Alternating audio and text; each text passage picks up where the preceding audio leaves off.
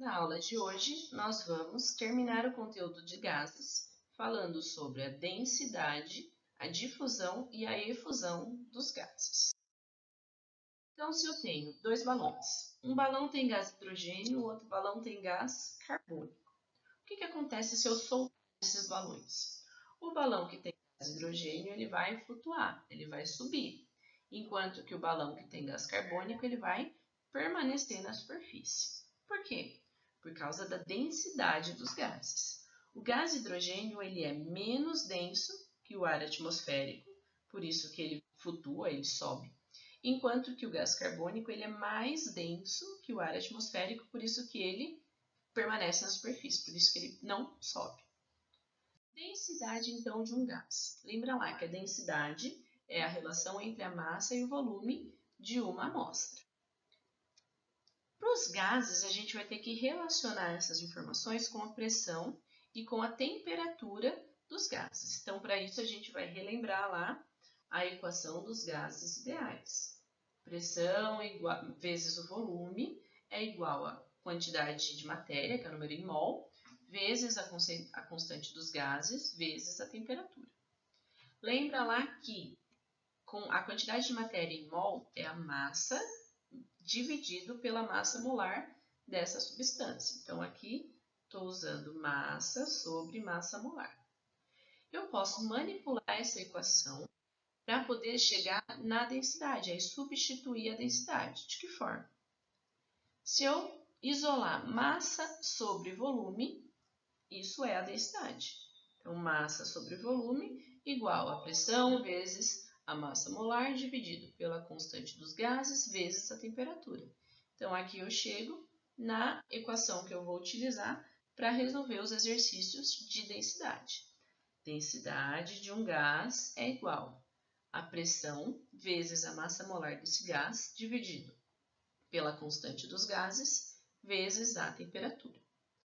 Aqui no primeiro exercício, a densidade absoluta do gás oxigênio, que é o O2, ele a 27 graus Celsius e a 3 atmosferas de pressão. Qual é essa densidade? Então, a gente lembra que a fórmula é densidade igual a pressão vezes a massa molar dividido pela constante dos gases vezes a temperatura. Quais são as informações que o exercício já forneceu? Então, primeiro, a densidade é o que eu vou calcular, minha incógnita. A pressão ele falou que é 3 atmosferas. A temperatura, que é 27 graus Celsius. Só que a gente tem que lembrar que a temperatura nunca pode estar em graus Celsius, e sim em Kelvin. Então, 27 mais 273, 300 Kelvin, que é o valor que eu vou usar na resolução do exercício. R, que é a constante dos gases, 0,082, quando a pressão está em atmosfera. E a massa molar do gás, esse gás é o gás oxigênio, então vai ser 2 vezes 16, que é a massa atômica, 32 gramas por mol.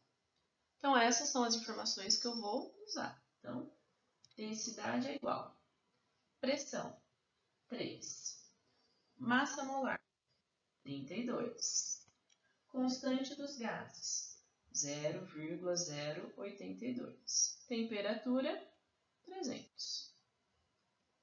Densidade vai ser igual a 96 dividido por 24,6. A densidade do gás oxigênio é de 3,9 gramas por litro. Então, a densidade do gás oxigênio, 3,9 gramas por litro. Segundo exercício. No segundo exercício, a densidade de um gás é 1,96 gramas por litro, medida na CNTP. A massa molar desse gás é, então, a pressão massa molar dividido pela constante dos gases vezes a temperatura. Já fiz aqui do lado as anotações sobre a constante dos gases, a temperatura e a pressão. Isso aqui é a CNTP, as condições normais de temperatura e pressão, e a densidade que o próprio exercício forneceu. Então, eu vou substituir essas informações na fórmula. Então, 1,96 é igual a 1 vezes a massa molar, que é o meu objetivo, dividido por 0,082 vezes 273, que é a temperatura. Então, a massa molar vai ser igual a 1,96 vezes 22,4. A massa molar vai ser igual a 43,90 gramas por mol. Letra A. Então, essa é a resposta da questão. Ok? Densidade relativa. Então, se eu quiser comparar a densidade entre dois gases, o que eu vou fazer? Eu preciso juntar, então, as fórmulas da densidade de um e do outro. Só que eu preciso lembrar que isso aqui só vai acontecer quando eu tiver as mesmas condições de temperatura e pressão. Nessas condições, igualando os dois, então a densidade relativa do A sobre o B, eu posso tirar daqui dessa equação, então, a pressão, a temperatura, porque são as mesmas, e a constante dos gases, que também é a mesma nos dois. Então, sobra só que a densidade de um em relação ao outro é igual à massa molar de um em relação à massa molar do outro. E aí aqui aparece ar. Esse ar não é o elemento argônio, e sim o ar atmosférico. Quando eu precisar fazer essa comparação com o ar atmosférico, a densidade, a massa do ar atmosférico é 28,96. De onde vem esse número?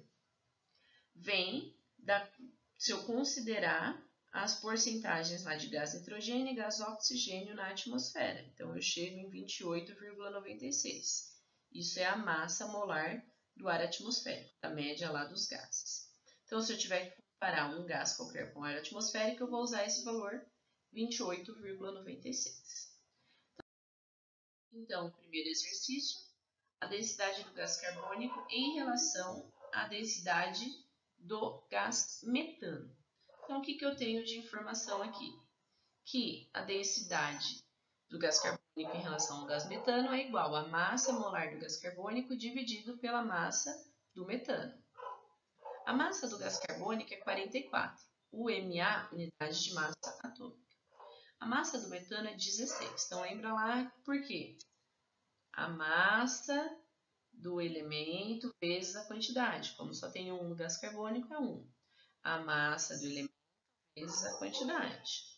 Embaixo, a mesma coisa. Então, para o gás carbônico é 44, para o gás metano é 16. Substituindo lá na fórmula, 44 dividido por 16, 2,75.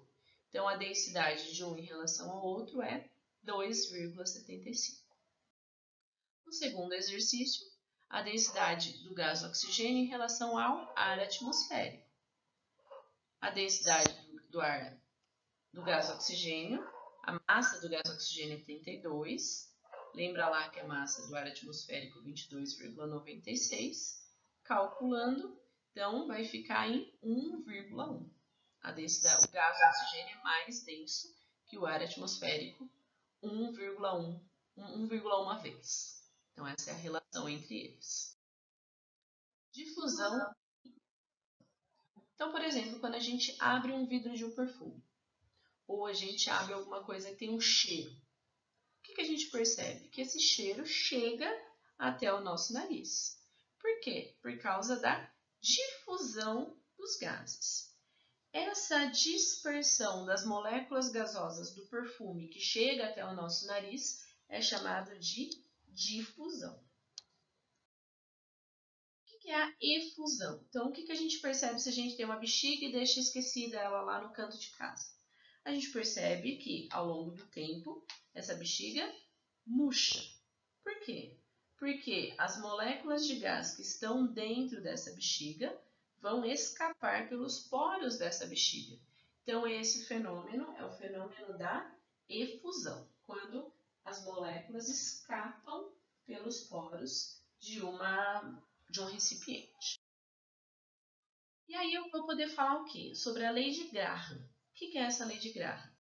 A velocidade de difusão e efusão de um gás, ela é inversamente proporcional à raiz quadrada de sua densidade. Essa fórmula foi deduzida, por isso chego até aqui. Só que quando eu estiver comparando os gases com a mesma temperatura e a mesma pressão, eu vou poder relacionar só com a massa molar, que fica muito mais fácil para a gente pensar. Então, a velocidade de difusão de um gás em relação ao outro vai depender somente das massas molares desse gás. Quanto maior for a massa molar de um gás, menor vai ser a velocidade de difusão ou a velocidade de efusão. Então, quanto maior a massa molar, ela vai se mover com maior dificuldade. Então, tanto a difusão quanto a efusão vão ser menores. Aqui o primeiro exercício. Então, um recipiente com orifício circular contém os gases X e Y. Orifício. Então, se tem orifício, significa que a gente vai falar sobre a efusão. O peso molecular do gás Y é 4, enquanto que o peso ou a massa molecular do gás D é 36. A velocidade de escoamento do gás Y será maior que a velocidade do gás Z. Quantas vezes? Qual vai ser a proporção, então, entre a efusão de cada um desses gases? A massa molecular do Y é 4, a do Z é 36. Então, a fórmula que nós vamos utilizar, a velocidade de efusão de um em relação ao outro é igual à raiz quadrada da massa molar de um em relação ao outro. Substituindo aqui as informações, 36 dividido por 4, 9. Raiz quadrada de 9 é 3. Então, significa que a efusão do Y ela é 3 vezes maior que a velocidade de efusão do gás Z. Por quê? Porque o Y ele tem a menor massa em relação ao Z, que tem a maior massa, certo? Menor massa, maior massa. 3 vezes maior. O segundo exercício, a velocidade de difusão do gás hidrogênio é 27 km para cada minuto, em determinadas condições de pressão e temperatura. Nessas mesmas condições, a velocidade de difusão do gás oxigênio em km por hora vai ser... Então, o que eu tenho de informação? Velocidade de efusão do hidrogênio é 27. A do oxigênio eu quero calcular. Aqui está em minuto, 27 km por minuto. Eu preciso transformar isso para quilômetros por hora. E aí, substituindo isso na fórmula, então eu chego aqui, que a velocidade do hidrogênio é 27 vezes 60, que eu transformei para hora, em relação à velocidade do gás oxigênio, é igual à raiz quadrada da massa do gás oxigênio, que é 32, e a massa do gás hidrogênio, que é 2. 32 dividido por 2, 16. Raiz quadrada de 16 é 4. Então, a velocidade do gás oxigênio vai ser igual a 1.620 dividido por 4, vai ser 405 km por hora. Isso é a velocidade de efusão do gás oxigênio. Certo? É isso. Então, hoje nós terminamos a aula de hoje falando de difusão e efusão dos gases.